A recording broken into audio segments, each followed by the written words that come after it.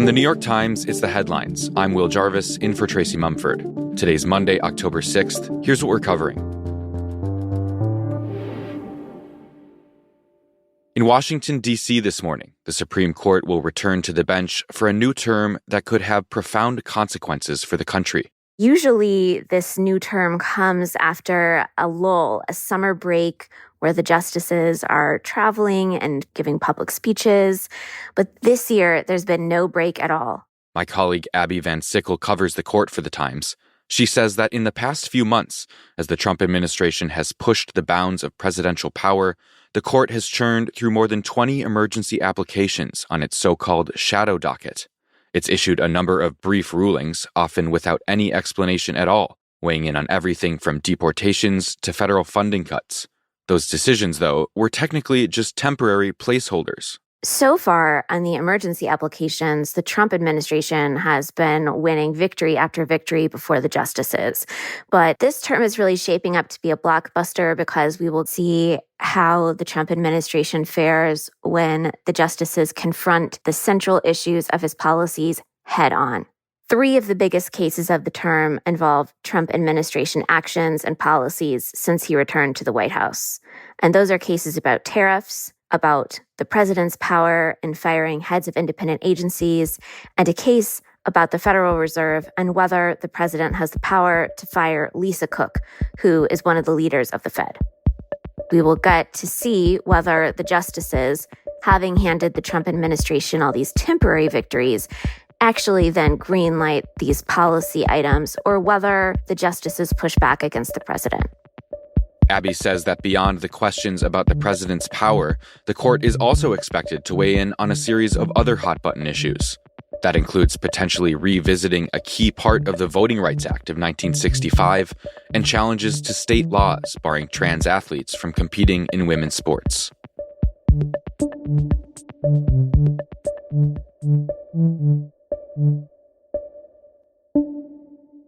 They want mayhem on the ground. They want to create the war zone so that they can send in even more troops. We cannot normalize the approach he is taking with the military in our own country. It's not warranted. It is not American.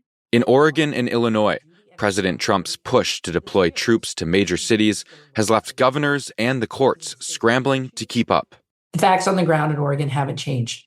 There's no need for military intervention in Oregon. There's no insurrection in Portland. There's no threat to national security. In Portland, which the president has portrayed as a city on fire, where protesters have overwhelmed federal immigration agents, he'd moved to deploy hundreds of the state's National Guard troops. On Saturday, a federal judge who Trump appointed said that was unlawful because the protests there were, quote, not significantly violent or disruptive, and that Trump seemed to have overstepped his authority to deploy the troops. The White House then tried to get around that ruling by sending troops to Oregon from California's National Guard, against the wishes of both states' governors.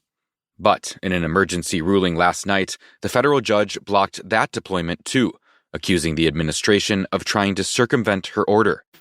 Now, the Trump administration is trying out another new strategy, saying it will send hundreds of National Guard troops from Texas to Portland and to Chicago.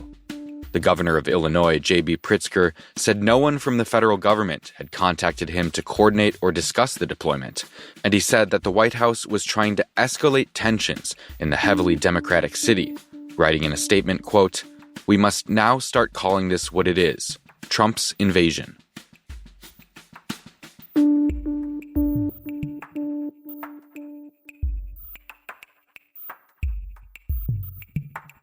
It's now day 6 of the government shutdown, and there's no sign of it ending soon, with both Democrats and Republicans doubling down on their positions and showing no urgency about breaking the logjam. Well, there's not a lot to negotiate. The Democrats just need to open up the government. Right now, we're at a stalemate. Republicans are still laying the blame on Democrats, saying they're effectively holding the government hostage and that they need to help pass a short-term spending bill. And Democrats are still saying Republicans won't come to the table to discuss their demands over health care funding. The last time there was a conversation with Republican leadership was in the White House meeting last Monday. And unfortunately, since that point in time, Republicans, including Donald Trump, have gone radio silent. While the Senate is expected to vote again today on a spending measure, the House is not even in session. House Speaker Mike Johnson has canceled votes, telling members they can stay home for the third straight week. In the meantime, the shutdown has left hundreds of thousands of federal workers furloughed, with others, including TSA agents, working without pay. So are these layoffs definitely happening? Because Russ Vought said on Wednesday it would happen within 1 to 2 days, and still nothing.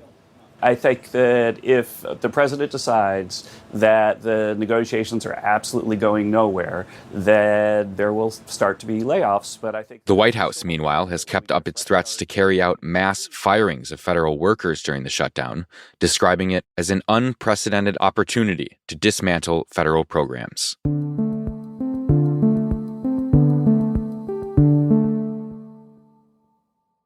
In the Middle East today, Israel and Hamas will begin a new round of negotiations to discuss the sweeping peace plan outlined last week by President Trump. The two sides will meet in Egypt, talking through intermediaries about some of the 20 points laid out in the proposed ceasefire deal. Israeli Prime Minister Benjamin Netanyahu has said Israel is open to the plan, and Hamas said on Friday that, for its part, it is willing to release hostages, a key part of the proposal. Under the outlined deal, Hamas would release at least 20 living hostages and the bodies of about 24 others in exchange for 250 Palestinian prisoners held in Israel and 1,700 Gazans detained during the war. But details of that part of the agreement, along with many others, are still far from being worked out. Is this now the end of the war in Gaza? Well, not yet. There's some work remains to be done. And over the weekend, Secretary of State Marco Rubio underscored just how far apart the two sides are on one of the most fundamental parts of any lasting ceasefire, whether or not Hamas will lay down its weapons and give up political power. Who's going to run Gaza moving forward? It can't be Hamas. It can't be a terrorist organization. And the details on that part of the deal are going to be difficult to work through. For the moment, fighting on the ground in Gaza continues, even as the Israeli military says it's shifted to a defensive posture. A military spokesman warned Gazans that Israeli soldiers were still surrounding Gaza City and, quote, attempting to return there poses extreme danger.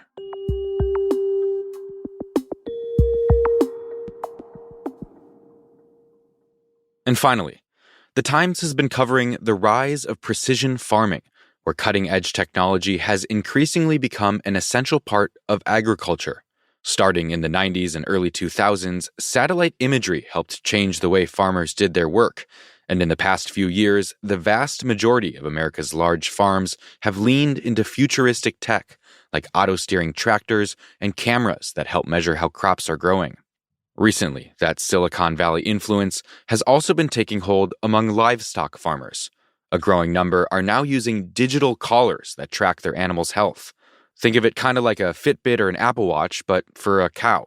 The Wi-Fi-equipped collars have motion sensors that measure chewing to help track digestion. When something's off, it sends an alert with the cow's biometric data to the farmer, letting them get ahead of any potential illnesses. One dairy farmer in South Dakota said the collars had let her farm expand its herd from 2,700 cows to 5,000 without hiring any more workers, and had also boosted the amount of milk each cow produces. Another farmer in Merced, California, told the Times the collars let him and his team adjust ingredients in the cow's feed down to the ounce to help keep them healthy.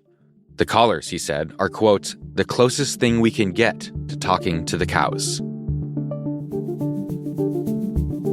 Those are the headlines. Today on The Daily, a look at White House Budget Director Russell Vought, the man at the center of the Trump administration's push to reshape the federal government.